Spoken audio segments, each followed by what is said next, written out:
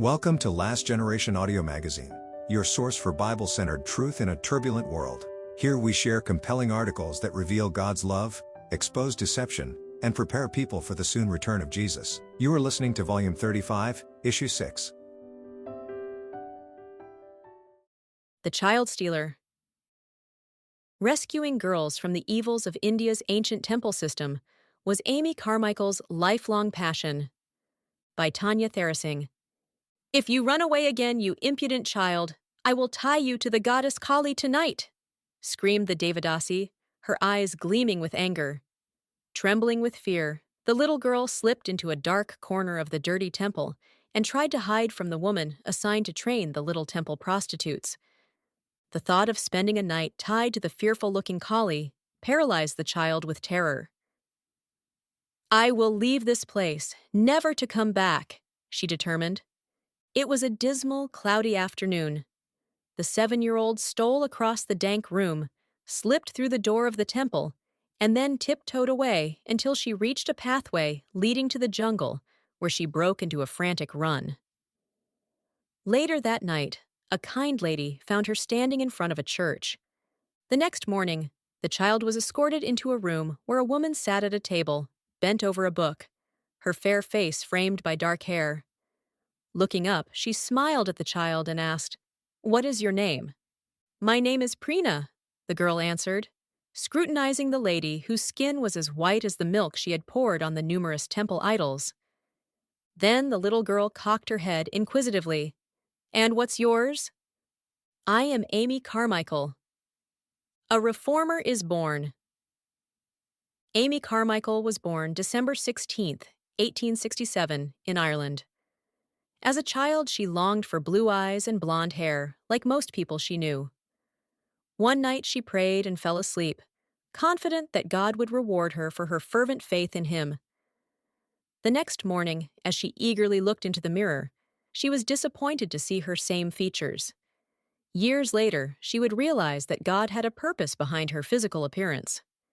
Amy arrived on a mission assignment to India in November 1895, when the country was under British rule and mutiny was rampant.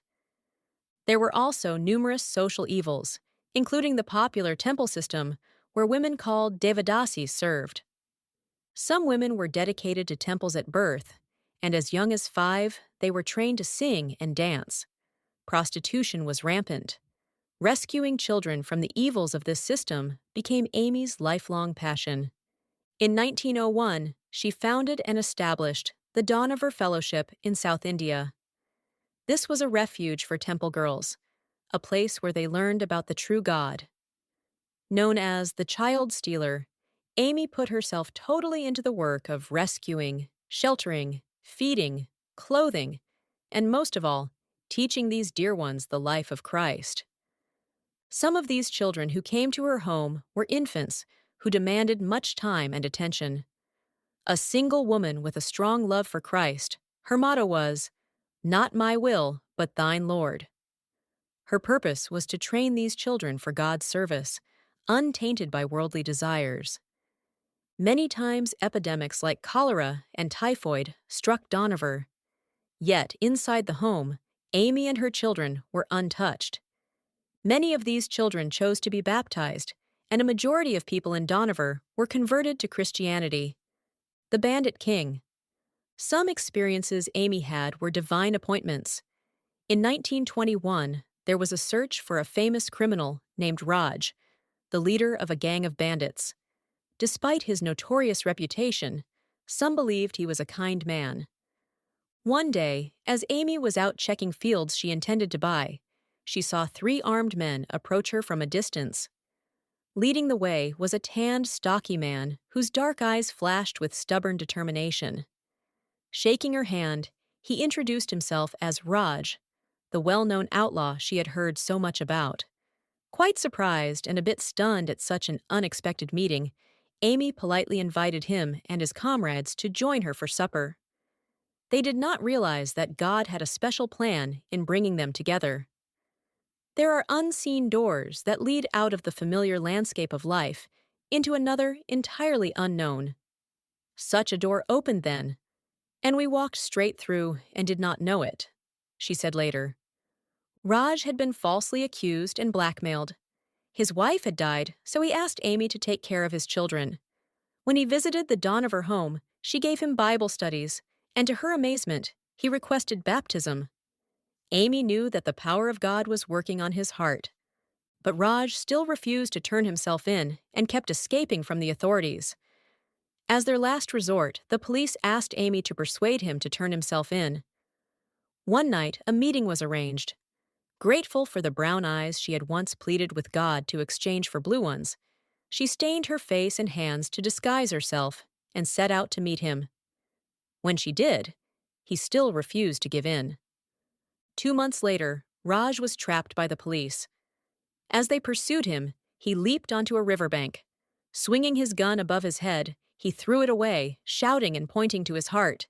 "You whose duty it is to shoot, shoot here." They did.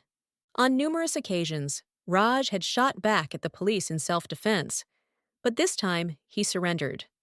The love of Christ had finally transformed his heart, and Amy believed that he died a Christian. She was thankful that he had found rest in Christ. She knew nothing was impossible for the Lord. The journey ends. On January 18, 1951, Amy Carmichael was laid to rest at the age of 83. She was buried in Dohnavur, where she had served for 53 years. A remarkably strong woman, her love for the Lord enabled her to sacrifice her life for His work. There were times when Amy's motto, "Not my will, but thine, Lord," seemed like a heavy cross to bear.